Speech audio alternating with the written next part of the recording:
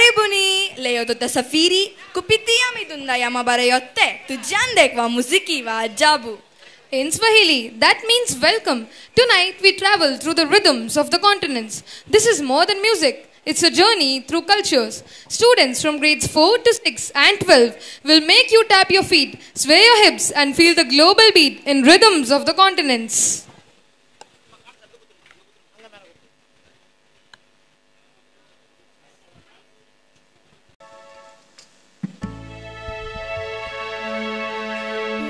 Saga